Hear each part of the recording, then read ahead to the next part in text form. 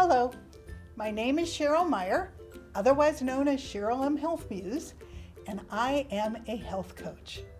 I want to welcome you to my podcast, It Feels Good to Feel Good, Future-Proof Your Health. This is a weekly show that will share lifestyle changes that you can make to support your health yourself. Why do I want to share this information with you? 7 years ago, after being a business owner for 20 years, I woke up one morning in horrific pain where every bone and every joint in my body hurt. I went to the doctor. She ran lots of tests, and then she ran some more, and then she ran some more, and finally she called me and announced she was going to give me steroids, but there was absolutely nothing wrong with me and I should seek therapy. I knew something was wrong. I hurt. So she told me I would be on steroids for the rest of my life, and I refused that I was going to have a life of pain and pills. So why was I going to take steroids if there was nothing wrong with me? So I dug in and started researching, and I turned my business over to my staff. I found a functional doctor who confirmed that I had autoimmune disease. By making a series of significant lifestyle changes that I could do for myself, 5 years later, I had returned to relative health. The best part is that I am now 70, and I feel better now than I did when I was 50. I no longer hurt, which is huge. I will always have autoimmune disease, but losing the pain has been amazing. I went back to school at 67 and became a health coach because I want to share everything that I learned with others.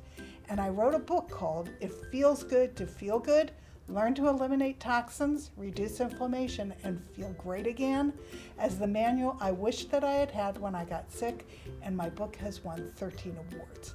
So whether you want to future-proof your health and grow old with dignity and grace without dementia and chronic pain and disease, which you don't need to get, or whether or not you already have a chronic condition like autoimmune disease or cancer or heart disease, and you want to learn about what things you can do to improve your long-term health, or whether you want to improve the health of your families and raise healthy children, because 53% of our children have a chronic condition, I look forward to sharing all this information with you. I will tell you, it truly does feel good to feel good, so let's get started. I look forward to having you join me here every week, and I want to give you hope that if you have chronic pain or chronic disease, you can make changes that will improve your health. And if you don't want to go there, you're going to be fine if you listen to the show and put these things into work. I want to give you information so that you can grow old and have a better tomorrow. So thank you for joining me. Let's get started.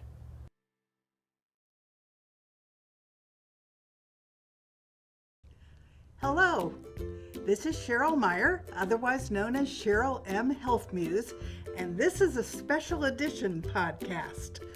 We live in the West, and right now, unfortunately, we are burning from San Diego all the way up to Seattle.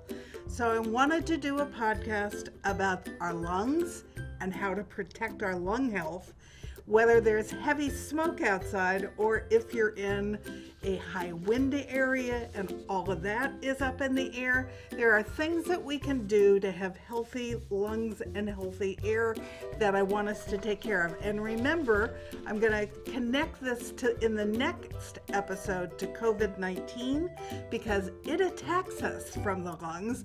So lung health is especially important to all of us, whether we are in extreme smoke and fire or not. You wouldn't believe what the air looks like out there today.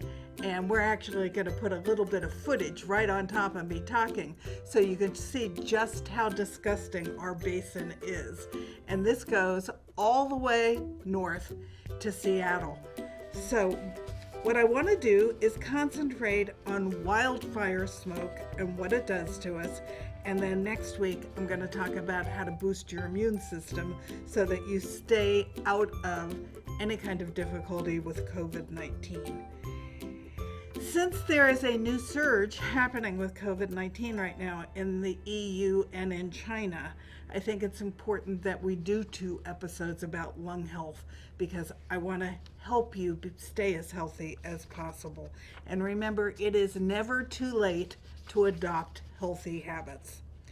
So, these are the basics about breathing. Breathing is normally an unconscious, involuntary, automatic process. According to Wikipedia, the pattern of motor stimuli during breathing can be divided into the inhalation stage, which we all know, and the exhalation stage. The most important function of breathing is supplying oxygen to the body and balancing our carbon dioxide levels. Under most conditions, the partial pressure of carbon dioxide, or PCO2, or the concentration of carbon dioxide is what actually controls our respiratory rate. Breathing is usually automatic, controlled subconsciously by the respiratory center at the base of the brain. Breathing continues during sleep, and usually even if a person is unconscious, we keep breathing. That's because we breathe without any thought being connected to it all. Our body just knows to breathe. People can also control their breathing when they wish, so during a speech, or if they want to sing, or if they want to voluntarily hold their breath, we do have the power to do all of that. So we can take over a voluntary control of our breathing. Sensory organs in the brain and in the aorta and carotid arteries monitor the blood and sense oxygen and carbon dioxide levels. Normally, an increased concentration of carbon dioxide is the strongest stimulus for us to breathe more and more deeply and more frequently. Conversely, when carbon dioxide concentration in the blood is low, then our breathing becomes more shallow and it decreases in frequency and the depth of the breaths. During breathing at rest, the average adult inhales and exhales about 15 times a minute. Now, next week when I come back, we're going to talk about breathing exercises and why they're so important, because apparently we have forgotten how to breathe. There's a whole new book out on breathing. So I'm going to go through several of the exercises that he suggests that we do to increase our breath capacity. But for now, we're just going to talk about voluntary breathing and involuntary breathing. The voluntary control of breathing is located at the cortex of the brain and describes an aspect of breathing with conscious control, such as a self-initiated change before vigorous exertion or effort. The air inside our homes, this I found fascinating, in the best of times, has more environmental toxins in it than the air outside our homes. Now, that may not be true with all the smoke that we have on our LA basin at the moment, but generally, even in Los Angeles, the air inside our homes is far more toxic than the air outside. And there's a variety of reasons for that, which I'm going to go through. So we don't always have the cleanest air to breathe. In Los Angeles, the air actually sinks and sits in the valleys and becomes stagnant, and weather conditions that inverse keep the air stagnant in the basin. So it just sits there and pollutants then accumulate. However, the air inside of our homes is super pollutant from a variety of things. The shocking fact is the air inside your home is 2 to 5 times more polluted than the air outside on a good day. It can be as much as 100 times more polluted than the air outside. And that's a statistic from the Environmental Protection Agency, the EPA. But even here in Los Angeles, when the air gets in our homes and accumulates additional pollutants, I recommend that you put on air filters at the least. You should put in a machine that actually will clean the air in the rooms you use the most. We have put air filters into our living room and into our bedroom because that's where we spend the majority of the time. If you have children, you might want to put one in your child's room or in the family room or wherever your children play as well, so that the air gets cleaned and they're not breathing in all of the toxins that get into the air. Worldwide, 9 in 10 people now breathe air that exceeds pollution limits set by the World Health Organization. 90%. Lung health is heavily dependent on the quality of air that we share, and the pollution that's making that air is constantly getting worse. But the human body is pretty amazing. I am always amazed by the human body. It's the most sophisticated computer that we're ever going to find. The respiratory system is well equipped to handle normal airborne toxins, and our pulmonary enforcers take many forms. The nose is lined with little hairs that trap pollutants. So it also warms and humidifies the air before it reaches the lungs. Both good reasons to breathe through the nose whenever possible. So you don't want to be breathing through your mouth. You want to be breathing through your nose, and that is your first line of defense against the outside to protect your lungs. Bronchial tubes are lined with sticky mucus and tiny hair-like structures called cilia. This mucus traps dust, germs, and unwanted schmutz. And so while the cilia sweep it continuously upward like an escalator, so that once it gets up, we can either sneeze or cough it out. That's why cough suppressants are not always such a good idea. You want your system to be able to work to bring all those pollutants up so that you could sneeze them out and cough them out. The lungs have an innate immune function. The lung has its own set of cells that engage in the immune system. Alveoli clear out pathogenic bacteria, but that's not all. They have discovered that the lung's innate immune system is more complex than they ever thought. Now, we know about how important the gut is to our health, but they are now discussing how important our lungs are to our health as well. They appear to have their own resident microbes, and they have their own microbiome. When it's healthy, this microbial population is small and stable compared with the thriving, constantly changing community in the gut. But just because it's small does not mean it's not important. The immune cells are constantly doing surveillance, dialing their response up and down according to whatever bugs they're uncovering that are going into the lungs. New research suggests that our lungs influence more than just our respiratory health. Functional medicine doctor Robert Roundtree sees the relationship between the lungs and the immune response as especially relevant in today's environment. Imbalanced lung microbiomes contribute to the dramatic rise in autoimmune disease. Now, we talked in one of the very first shows that the gut is the seed of inflammation, which then can become autoimmune diseases or cancer or heart disease. Well, the lung microbiome is also important as a area in the body where autoimmune diseases can begin.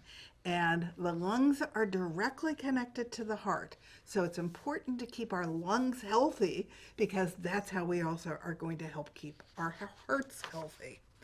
And as many as 50 million Americans now have autoimmune disease. The lung has its own rich set of cells that engage in the immune system.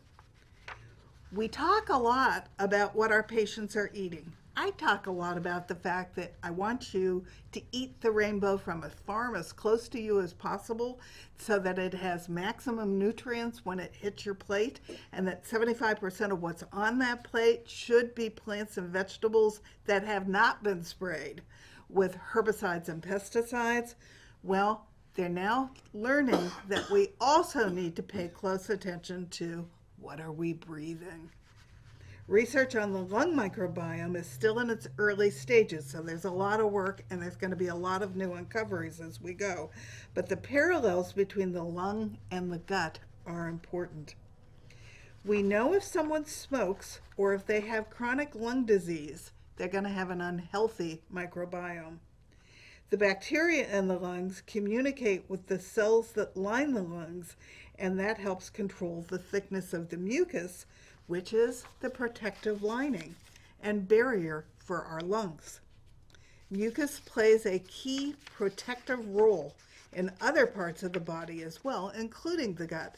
So it's really important that you have a healthy microbiome in your lungs because you want to keep that protective layer as healthy as possible. So what we breathe is also important as what we eat is. Now, we're going to get into the fact that what we eat is part of what's important to what we breathe and the health of our lungs, but we're going to get there. There are tight junctions in the lungs that are very similar to the gut. And if these get loosened and are chronically irritated by smoke or other particulate matter, this leads to leaky lung. Now, I know about leaky gut, but leaky lung was new to me, so I find this a fascinating concept, but it makes sense. Leaky lungs allow bacteria and other substances to get in the space between the surface of the lung so that the immune cells are revved up. This triggers a chronic inflammatory result, and that's the first stage of autoimmunity. For purposes of this podcast, I'm going to concentrate on the lifestyle changes that you can make yourself so that you can improve the health of your lungs. I'm not a medical professional, so I'm not going to discuss any kind of lung diseases. But if you do have lung diseases, that needs to be researched by you, and robust conversations need to be held with your doctor who's handling your lungs functions.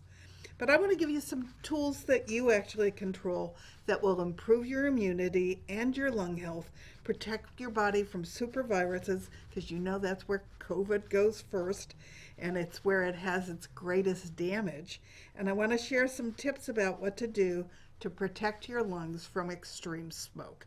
So anybody all the way from the southern part of our West Coast to the northern part of our West Coast, this information is for you. But don't forget that, as I said earlier, if you're having a severe hurricane and those winds are blowing like crazy, they're blowing up all kinds of toxins and dust and things. So this is just as important for you. So, number one, you want to reduce your exposure to the environment because that will lower your exposure to airborne toxins.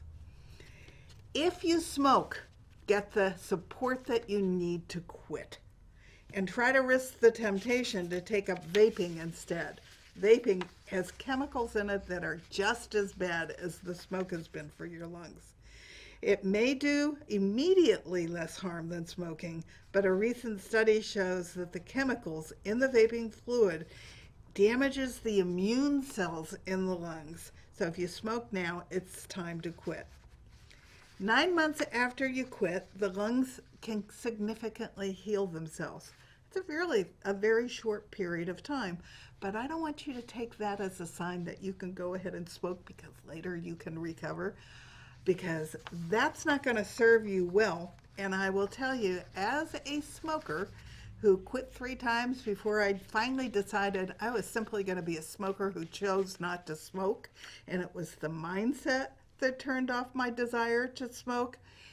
Smoking doesn't just impact your lungs, it impacts every organ in your body, and it loads your body up with all kinds of heavy toxic metals. I was loaded with cadmium that was directly from the cigarettes that I was smoking.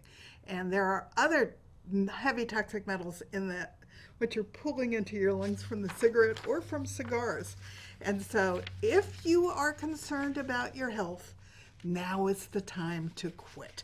Give your lungs an opportunity to start to heal, and so that if COVID does come in contact with you, you have an immune system that's strong enough to ward it off. Your lungs The outer wall of your lungs regenerates every 2 to 3 weeks, and the inner environment replaces cells every year. But smoking damages beyond your health, so don't forget that. It's not just that you're going to quit smoking so that you can breathe and not get lung disease, although that's a big reason to quit smoking. You really want to do it because that smoke goes through your body, it goes through your liver. Your liver is overtaxed as it is with all the other toxins that are going on in your body. And so you want to help your body out, and you want to not purposely be putting something that's toxic into your body. What are other things you can do? Okay, I already talked about you need a home purifier, and what you should be getting is a basic HEPA filter that will improve indoor air quality. I mentioned that you should put them in the rooms you spend the most time in, unless you have children, and then you really should consider putting HEPA filters in their rooms as well. You want to start cooking. Now, you want to cook anyway. I'm a big advocate that you want to cook. You want to cook with real food, real whole foods, not processed foods. So that's a good thing. And you want to cook because you want to control what goes into your body. But what you cook in is as important as what you're cooking. And what you want to cook in is stainless steel and cast iron pans. By all means, avoid pans that have nonstick coatings. Now, I will tell you, I was really attached to my Teflon pan. You heard me say this when I was talking about what to use for cooking. I did not want to give that sucker up because nothing stuck on it, and I loved cooking on it. And then I read that there were no birds flying in the area of the DuPont factory. There were no birds because they didn't survive. They had all died.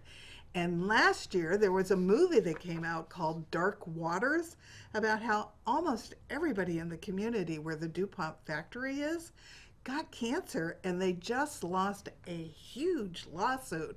It took an attorney 8 years, I think, to get all the way through the court system to beat them, that they had actually been the company that had caused all the people in the surrounding areas to get cancer.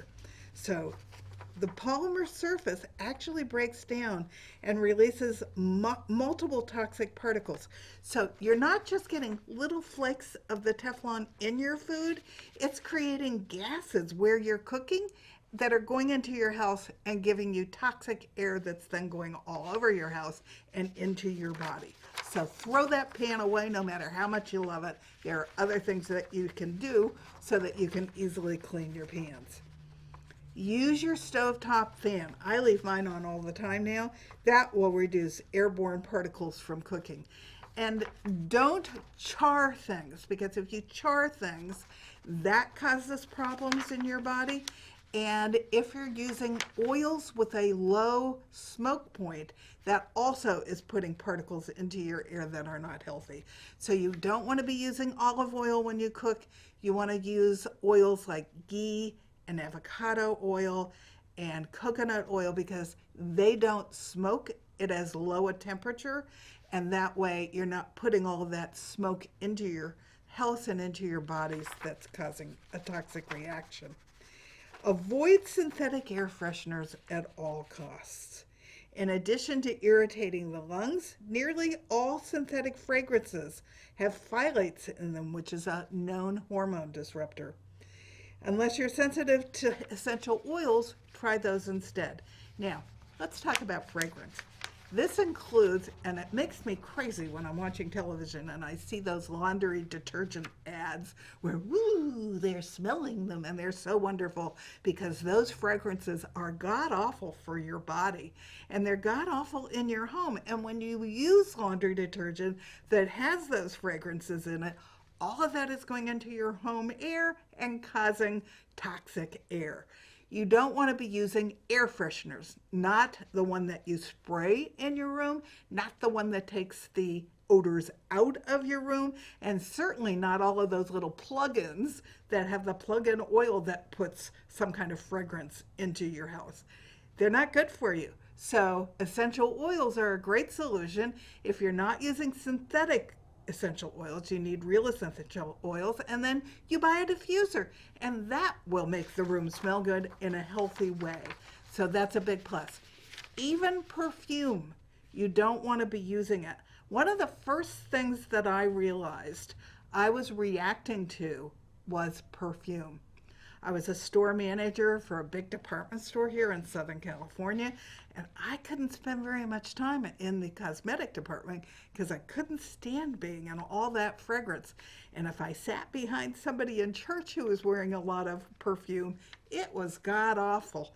And at one point, I even went out on a blind date with someone a friend set me up on, and he had so much cologne on, I was almost asphyxiated before we went a half a block. So that stuff is not good for you. Do not spray it on. Find a sweet smelling essential oil that you like. Cut it with oil. I actually use coconut oil to cut it down because it's very strong and you don't want to put it directly on your skin. But you can use that to make yourself smell pretty. And that's a perfect solution to do something healthy that's not adding to the toxins in the air. You can also add a few drops of essential oils into a stainless steel spray bottle. Shake it well and then mist around your house with that. Okay, the most toxic thing in your house are your dryer sheets. So I want you to go throw them away. I don't always tell you to just go throw things away because I want to give you a chance to find the replacement before you do that. And it's important because these are so toxic, you really don't want to be using them anymore. So throw them out. You don't need to be putting fragrance into your dryer. I now use wool dryer balls. Takes all the static electricity out of my drying stuff. I put a couple drops of lavender in my dryer. Makes my laundry smell just as good as those ads and commercials on television, only I'm using something that's actually good for my body. And all that air is coming out the back of the dryer and into your house, and you really can't afford to have the dryer sheet chemicals in your house building up the toxic load. Simplify your cleaning products. Commercial cleaners, even those marketed as natural, I want you to know natural as a marketing term means absolutely nothing, so don't believe it, are often significant irritants to your lungs. What you want to use for cleaning are homemade solutions using vinegar and water and possibly baking soda. That's also very good for your body. You should always use hot soapy water first because otherwise, no matter what else you use that is healthy, it's not getting deep enough to clean whatever the germs are that you're trying to clean away. In my kitchen, I use hydrogen peroxide and I let it sit and then I wipe it off and then I use white vinegar and then I wipe that off. And I have read that between the two of them, they'll kill almost anything that is going to cause you trouble in the kitchen. But we also did some research on the things that are actually on the EPA list for COVID, which would be good things for you to use too for cleaning. One of them is, they're all hydrogen peroxide based. 2 of them are Clorox products and 4 of them are actually Lysol products, but they're hydrogen peroxide based. They are not bleach based, they are not chemical based with other things. They're hydrogen peroxide based, which is what makes them okay. And I will have my hubby, who actually does the production on these videos, put what those products are up on the screen while I'm saying this so that you can write them down and know what they are. And then my other suggestion for cleaning is I use a wonderful cleaning fluid from a company called Branch Basics. And their cleaning fluid are plant enzymes. They also kill germs. I love them because they're not toxic at all. They're a 1 on the EWG scale of toxicity, as are the hydrogen peroxide items from Clorox and from Lysol. So you want to make sure that you know what the rating is of your cleaning supplies because a lot of them are really icky. Now, you probably have a lot of cleaning things in your house, and I want to give you a tip. I want you to get a great big plastic bin with a lid, and I want you to put all those cleaning products and aerosol sprays and bug repellents into that bin and take it out to the garage.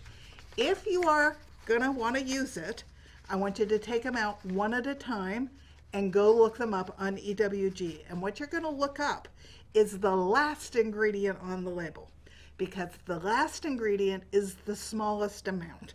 And if the last ingredient is toxic, you don't need anything that's in that product, period. The reason I want you to put all of those into a plastic bin and take them out to your garage and put a lid on them is because whether you're using them or not at that, moment in time, they're actually leaking chemicals into your air, causing it to be increasingly toxic. Now remember, the reason why we want to do all this is because we want to have healthy lungs. We want to have healthy lungs because of wildfires, and we want to have healthy lungs because of COVID-19. So let's get the things that are going to muck up the air out of the house. You can still go get them one at a time and use them if you want to until you figure out what you're going to do instead. But I want you to start looking up ingredients. It's a good habit to get into anyway, so that you know what you're using and you know how much toxic stuff it's going to be putting into your air. Plants. Now, plants are a little bit of a debate because sometimes people will tell you that plants are great because they will eat up toxins that are in the air, and sometimes articles will tell you that you can't possibly have enough plants in your house that will do a significant job to clean up your air. I think it's a good idea to have as many plants as you can. They're great to live with anyway, and at least they are doing a job that's trying to keep the air clean. I bought spathiphytums because that's a plant that's particularly good at cleaning the air, and I have a couple of them around my house so that they're always cleaning my air. The functional doctor that I found today suggests that you have as many plants growing in your house as possible because it adds oxygen into your house as you're giving it carbon dioxide. Dust. Okay, I know it's an odious chore, but believe it or not, all of these little molecules that are toxic take a piggyback ride on the dust that's floating through your air. And so they hitchhike. And so good dust control will actually diminish your exposure to the toxins that are floating around in your air.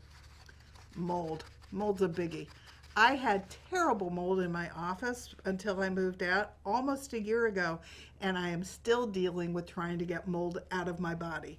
Now, I have something called MTHFR, which means what goes into my body stays in my body. I do not easily detox, but no matter whether you have that as a snip to your DNA or not, you do not want to have mold in your house. So if you see any place that has water damage or you see any place where mold is growing, you've got to deal with it, and you've got to deal with it right away. It can be a significant contributor to harmful indoor air particles, so stay on top of wet basements and shower walls. Formaldehyde. Ooh, this is an interesting one. Many factory-made items, including new clothing, all the way down to laminated flooring, has formaldehyde in it. We remodeled last year, and it took a while, but we did find a flooring that was not going to be emitting formaldehyde into our air. We also found a low toxin house paint. They are existent. You can find them. So if you're going to be doing any work on your house, I recommend you do the research so that you're using quality ingredients that are not adding to the toxic air in your home, especially as you clean it up. Formaldehyde is everywhere, and it's part of your indoor air pollution. So your best idea is to use hardwood if you can, but you certainly don't want VOC carpeting or flooring when you're doing your floors. Open the windows. Now, we have so much smoke in the air here, I do not recommend right now that you open the windows. But under normal times, you want to make sure you air your house out on a regular basis because, again, the air inside your house is worse than the air outside your home. Right now, in the smoke, when there's a air quality alert, you don't want to open the windows. And if you're in a building that doesn't breathe, the windows don't open or are built with airtight materials, that's trapping and producing mold and other toxins. So you are at a much greater risk of volatile organic chemicals from building materials concentrating in the air. So what you need are those HEPA air filters that keep doing their job to clean the air, and that will help. When you're in a smoke-filled environment, you do not want to be exercising outdoors. You want to be exercising indoors on really bad air quality days because you want to limit your exposure to airborne particles. And a lot of people have been asking me, what kind of mask can you wear? Can you just wear your regular mask that's keeping you safe from COVID-19? Will that keep you safe from smoke particles? The answer is it doesn't hurt, but it's not a huge help. So you're going to be wearing the mask when you're outside anyway because you want to protect yourself and everybody else from the COVID-19 virus. But it's really not going to be protecting you from the particles that are in the air from the fire because they're too small. So they're going to go right through your everyday mask. What you need is an N95 mask if you're going to need to be outside for any extended period of time. They clean the particles out of the air and they also help block the viruses. So if you also have severe allergies at work, they're really good.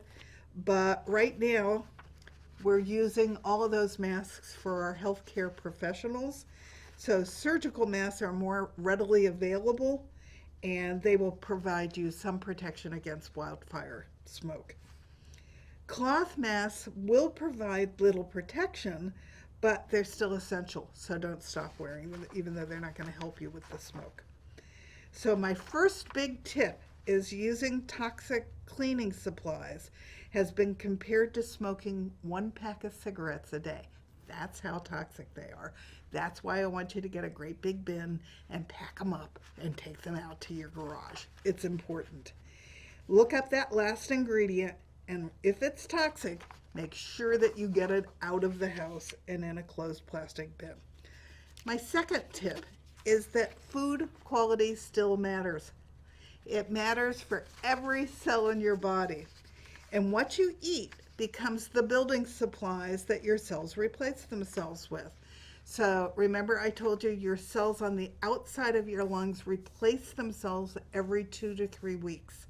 It's really important that you have quality building supplies as those cells are regenerating. So you need to be eating the rainbow that is loaded with phytochemicals and nutrients so that your body can do the best building block job that it can. So you want to have healthy lungs, you want to give your body healthy building materials. And the whole lung regenerates every year, so you want to keep having healthy supplies in there so that you can rebuild all those cells. We've talked about some of the other places in the body and how long it takes to replenish the cells. I'll do a whole show on that, but right now we're talking about your lungs. And so if you're going to be rebuilding every 3 weeks, you want to make sure that you have tons of phytonutrients. And remember, the key is you want to eat all the colors as close to you can together, because together there's a synergy that happens so that they party in your body and keep you healthy. There are lung cleansing foods that are antioxidant rich foods that will counter the production of mucus, fluid, and phlegm in the body, and they tend to accumulate, that help those things not to accumulate in your lungs and your airways. An antioxidant is a substance that counteracts oxidation in your cells. Raw fruits and vegetables are typically good sources of antioxidants. An easy way to understand oxidation is if you cut into an apple and you leave it out in the air, it's going to turn brown. And that's called, it spoils as the oxygen in the air touches it, and that's called oxidation. The same process happens inside your body, only it's then called oxidative stress. Free radicals such as reactive oxygen species, cause damage to your cells, and consuming antioxidants will counter those effects, leading you to a healthier lung and healthier you. One of the lung cleansing foods that you need to be eating are cruciferous vegetables.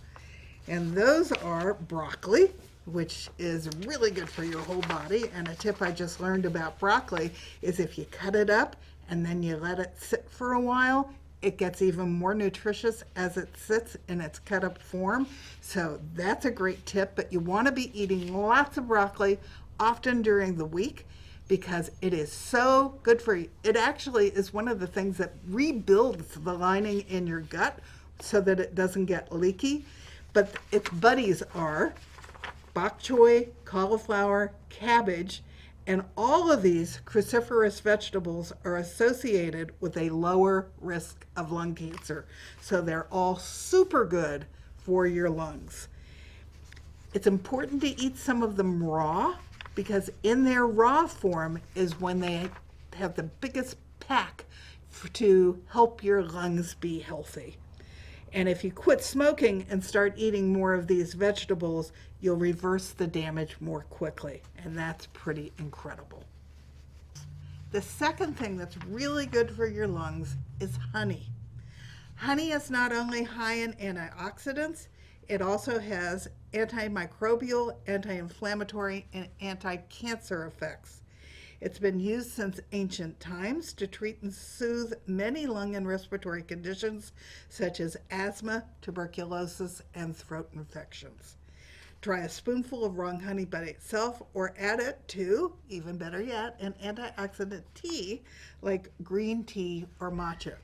Now, something else about honey, my husband and I, my honey and I, buy local honey because the local honey helps us build up against hay fever because the little bees have been collecting pollen from our local flowers.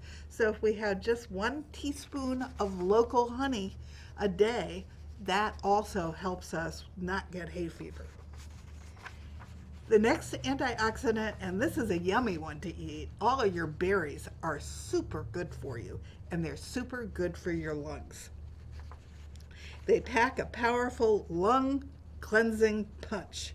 So cherries, blueberries, cranberries, strawberries, goji berries, acai berries all add to lung supporting oxidants in your diet. Something interesting that I read about blueberries is if you have them frozen, which may be the way that some of you in parts of the country that don't get fresh vegetables and fruits all the time will be eating them, it's actually better for you to eat frozen blueberries than fresh blueberries because something happens that breaks down the skin on the blueberry, making the antioxidants easier for your body to use. Berry juice can also replace an unhealthy snack and accompany a meal. Make sure that it's berry juice that is not very high in sugar. You could have as many as 20 teaspoons of sugar in fruit juice, so make sure that you're looking at the label and remember that 4 grams of sugar equals 1 teaspoon in your body. So you don't want to be adding all of that sugar to your body. You can also make detox water using berries. I bought glass half-gallon bottles from Amazon. I put my filtered water in there. Sometimes I throw my berries in there. And that's what I drink from all day long. So I'm getting what's called a detox water that's loaded with antioxidants from the fruit that's infusing itself into the water. And if any of you are still drinking pops, whether it's real Coke or it's fake Coke or other soda pops, this is a great way to get past that because you're making your own antioxidant detox water in the refrigerator. And if you're drinking from that, you're doing something that's really good for your body. Okay, the next food that's really good for you is ginger. It's really good for your lungs. There are several natural compounds in ginger that are good for you, and it is a well-documented antioxidant. It is anti-inflammatory, and the nature of ginger means that it will break down the mucus and improve your blood circulation throughout the body, but especially in the lungs. So use ginger in your cooking, grate it raw on salads. I have what I call a little mini chop. It's like a little tiny Cuisinart, and I'll throw the ginger in there and grind it up little and use it when I'm cooking. Adds a wonderful flavor to some things. So grate it up and use it, make a ginger tea from it. You can mash it and make ginger tea. Sometimes I just slice ginger and then steep it in hot water, which makes a wonderful tea. And then you add a little honey and a little lemon, and you have a big, powerful boost of antioxidant tea. Aloe vera. It's one of the miracle plants. Aloe vera can actually heal burns, so it's a pretty amazing plant, but you can also drink it, and it is loaded with antioxidants. And it too will reduce the damage that was caused by cigarette smoke on your lung tissue. It's that powerful. So it's a good thing to use when you quit smoking, because I know after listening to me, you're going to want to do that. And again, I'm going to tell you, I quit not by thinking about what I was giving up, but by making a choice. My mindset changed. My choice was I was a smoker. I was just going to choose not to ever smoke again. And that mindset shift made all the difference in the world in me never picking up a cigarette again to smoke. A white blood cell involved in the immune system responds to irritants really responds well to drinking aloe vera juice. So take it as a supplement or drink it, but it's a really healthy thing for your lungs. There are a variety of herbs that are great for your lungs. I'm not familiar with all of these, but there is something that you can buy that has all of these little herbs together. And so if you're having any kind of lung issues, or you're in a heavily wildfire smoke air environment, it's recommended that you take it's Allertrex. And there's orange peel, lungwort, chaparral, lobelia, elecampanaty in it. And they're all organic herbs that are good for respiratory health. So they will assist you with normal lung function and cleanse your lungs from harmful agents. Now, there's a supplement that's recommended, and it's called NAC, N-A-C. I'm not going to try to pronounce how to pronounce that, but it's long been used by mainstream medicine as well as herbal medicine to treat cystic fibrosis. It's well studied, and it's safe for long-term use, and it's a detoxer and an immune booster rolled into one. It is the precursor to glutathione, which is really good for your liver. So NAC is also really good for your liver. Glutathione's good for your gut. If you have leaky gut, we take glutathione to help heal the gut wall. Well, NAC and glutathione are also really good to heal leaky lungs so that you have optimal lung function. You need to eat things that have vitamin A in them. So what are those things? The first one is beef liver. Beef liver is really good for you. So if you're somebody who likes liver, I strongly recommend it because it's powerfully loaded with vitamin A. Cod liver oil is loaded with vitamin A. Sweet potato, carrots, black-eyed peas, spinach, broccoli, there's my broccoli again, and sweet red pepper are all loaded with vitamin A, and vitamin A is really good for optimal lung function. You want to make sure that you're getting enough omega-3 fats. Now, you also want to make sure that you're not getting too many omega-6s. Where do you get all the omega-6s? From processed food. I actually take an omega-3 supplement to make sure that I'm getting enough omega-3s, because it's not only good for your lungs, it's really good for your heart wall. So you want to make sure that your muscle on your heart remains flexible and that the linings of your lungs have omega-3s to keep them supple. Omega-3 fats are also especially good if you have any kind of trouble with asthma. So omega-3 fats are really good for you. You can also get omega-3 fats from things like wild salmon. So find your sources. Mackerel has a lot of omega-3 fats. find your sources, research it, or take a supplement because you need that for your lung health. Zinc. You need zinc to improve barrier function in the lungs. And we know that zinc is good for leaky gut. Well, guess what? It's also good for leaky lung. So you want to make sure that you're taking zinc. You take a activated B complex. Now, B vitamins are interesting because you can't take them isolated. If you take one, you need to take the whole family because, again, just like all the colors in food, B vitamins work best when they're all together. They form a synergy that's healthy to your body. Vitamin C. Vitamin C is really important whether you're trying to protect your body against COVID-19 or if you're trying to protect your lungs against wildfire fumes that are out there in your air. 3 grams to 6 grams a day. Take C to bowel tolerance. So if you start having an issue down there, then you've probably taken too much C, or possibly you've taken too much magnesium. So you can control that. It won't hurt you. It will be uncomfortable briefly, but you need both. So take it to the line that your body can handle and learn to listen to your body so that you know where that point is. You should take it buffered and take it with bioflavonoids. We've already talked about glutathione and how important it is because it's important for oxidative stress. That uses up glutathione. So use the optimal level. And again, I take that as a supplement. So it's good for your liver, it's good for your lungs, it's good for your gut. And then the herb butter bar is good for asthma. You should be taking a really good probiotic. And if you're taking a probiotic, you should be eating some prebiotics to feed it, which are things like onion and artichokes and Jerusalem artichokes and jicama.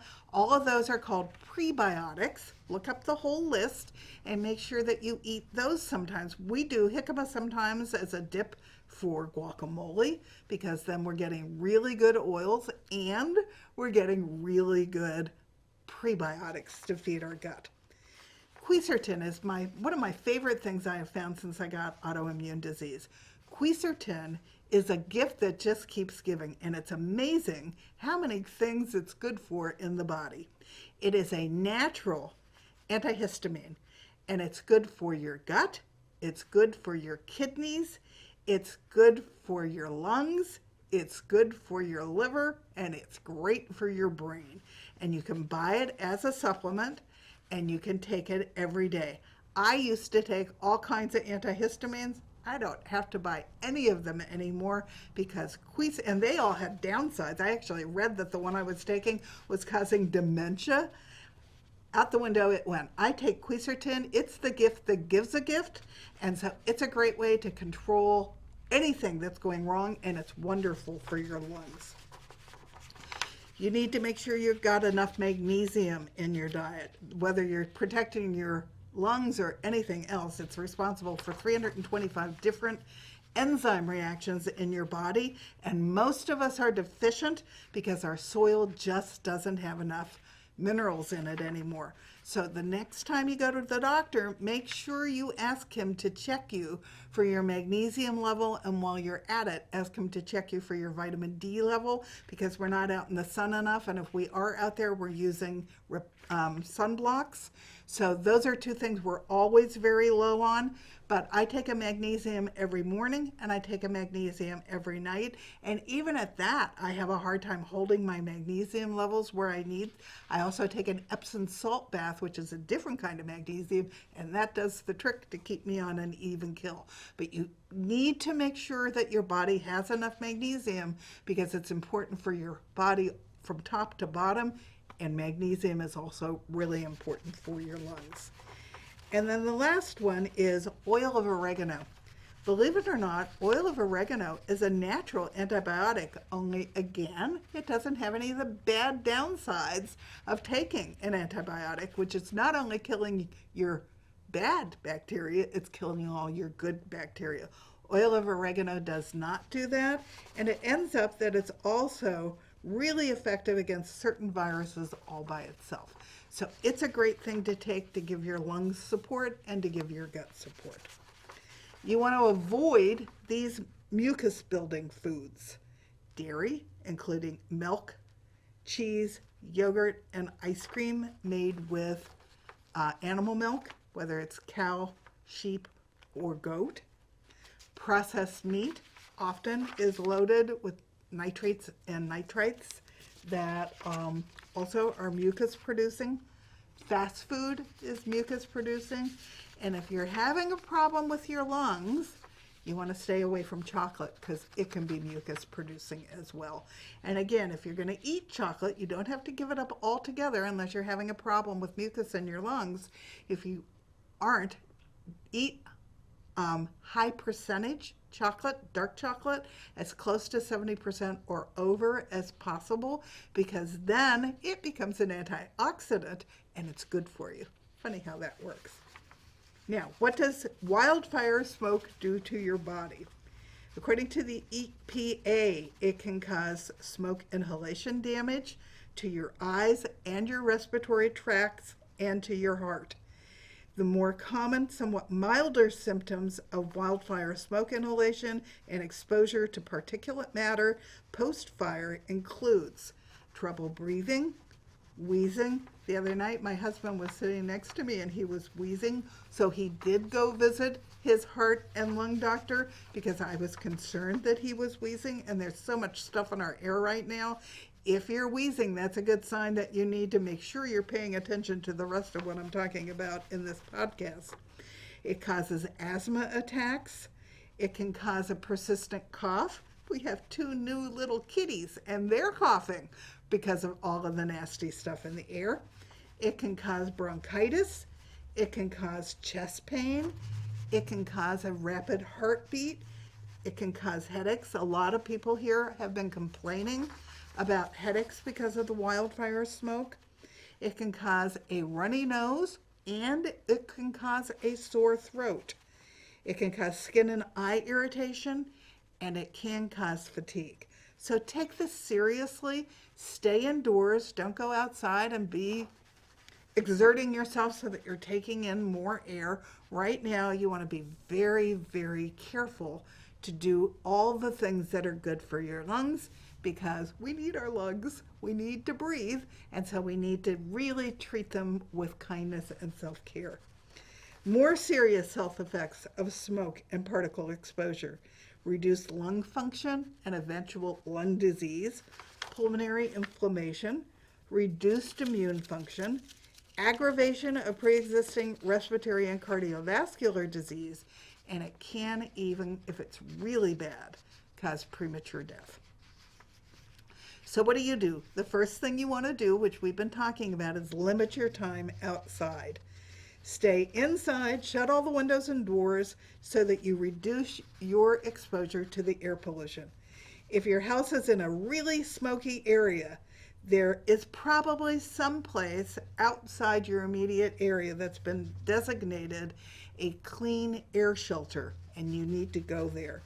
Public buildings with good HVAC systems, like libraries, malls, and hospitals, are good options for you to go spend time, because the air inside those buildings will be cleaner than if you're right smack next to the wildfires in your home. Avoid exercising outside until the air quality improves. And when we exercise, our air intake can increase as much as 10 or 20 times of our normal resting area. So you're going to be inhaling more pollution when the air quality is low, so you don't want to go do it. This is a time that you want to be doing your workouts inside your home. You want to make sure that you are recirculating your indoor air. Whether you're staying inside to protect yourself from smoke and air, when you're staying inside to protect yourself from smoke and air pollution, set your air conditioner to recirculate the air. You want to make sure that your filters are clean and that they are functioning properly. So when's the last time you cleaned your air conditioner or your heater air filters? That's something that I always forget to do. So you want to make sure that you check that out if you're in an area with a lot of smoke, and that you clean those filters so that your system can do the best job possible to keep your air clear of all of the toxins and all of the little tiny particles. The CDC recommends you avoid creating air pollution, which means no more smoking indoors, don't use your gas appliances, don't use propane or wood-burning stoves. Be careful even vacuuming, because that's going to make the dust go up in the air. And remember, then all these little air particles are going to be hitchhiking on the dust's back.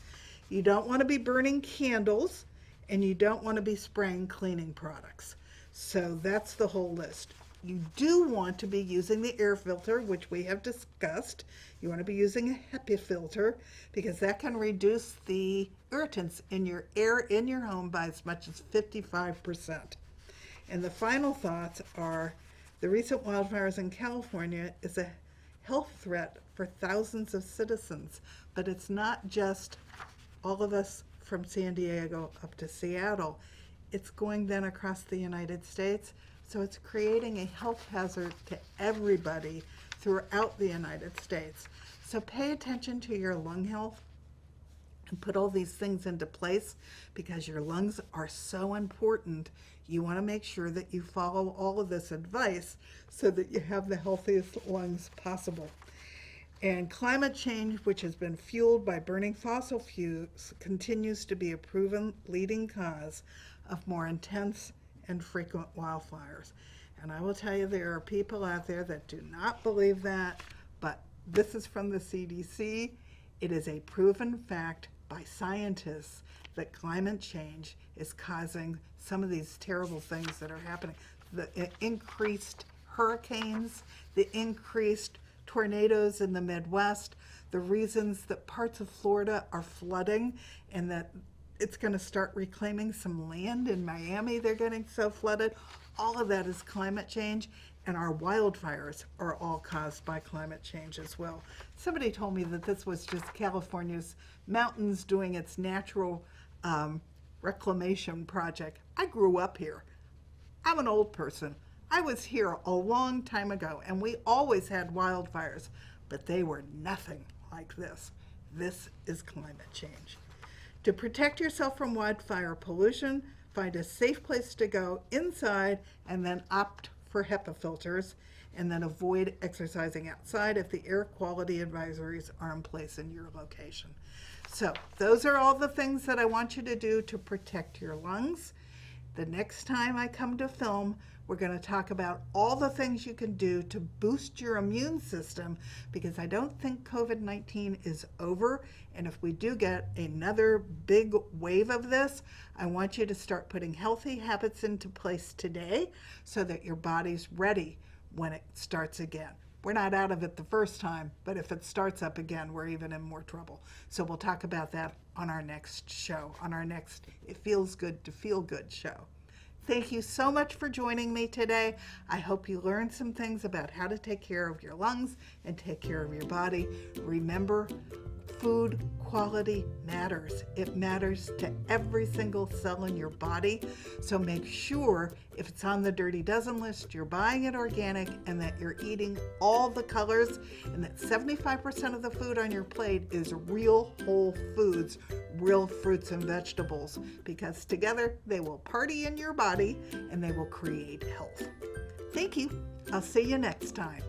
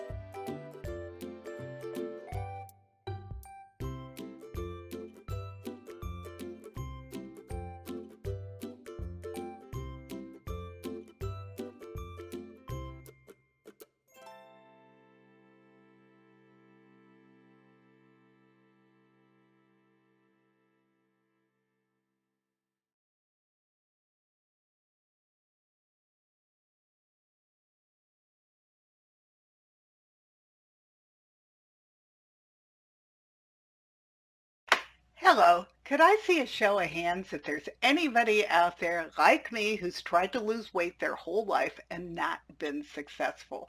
So you've tried all the different diets available. You've tried Weight Watcher. You've tried Jenny Craig. You've tried all the New York Times bestsellers. And the last time you did it, you started off great, just like all the other times. And you started losing weight. And then all of a sudden you fell off the horse. And before you know it, you're eating fast food and processed food again with all that sugar. And you don't even know why. And in the end, you've gained more weight than where you started out. So you now are beating yourself up that you just don't have the willpower to win. If that's you, I want to address the elephant in the room because 9 years ago, I got autoimmune disease and started researching because I didn't want the pain that came with the autoimmune disease. And the added benefit was I lost the weight along the way. So let me tell you what happens. Big Food doesn't want you to win. They've rigged the system. They've put so many chemicals into fast food and processed food that they light up the brain like a pinball machine. It's the same part of the brain that goes off for cocaine and heroin. And you feel great when you eat that food, but it's not making you feel good. And you're starving your body for nutrition because it's loaded with empty calories. So you're getting fat eating that food and it's not giving your body what you need. And it's turning off all your own feel-good hormones of serotonin and dopamine and even your insulin, which keeps your moods even. But worse than that, there's two little hormones here at the back of your neck called ghrelin and leptin, and they don't work and they regulate your appetite because all those chemicals have subdued them, so you don't even know when you're full. So what did I learn to do instead? I'm eating the GLAD diet, loaded with all the phytonutrients that my body needs to be healthy and to thrive and to boost my immune system and to ditch the pain. And along the way of eating all this live food, I lost 60 pounds without dieting. You see, I was starving my body for nutrition when I was eating the standard American diet. And now that I'm giving my body all those beautiful phytonutrients, it's not holding on to it anymore. So it's just dropping it automatically. So don't eat the standard American diet. I don't want you to get a standard American disease, and I certainly don't want you to die the standard American death.